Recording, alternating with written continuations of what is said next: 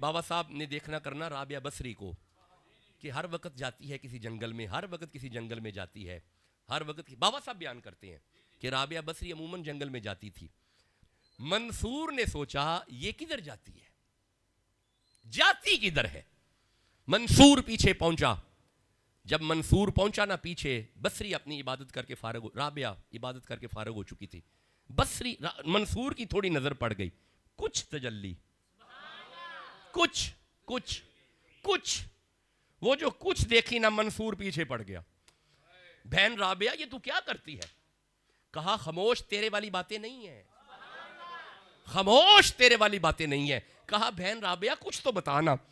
Amy थोड़ा सा फैज दिया मंसूर को, बर्तन उछल पड़ा, इतना उछला, इतना उछला, इतना उछला कि अनल हक, अनल हक, अनल हक, अनल हक, अनल हक। मौलवियों ने कहा सूली चढ़ाओ, क्या कह रहा है?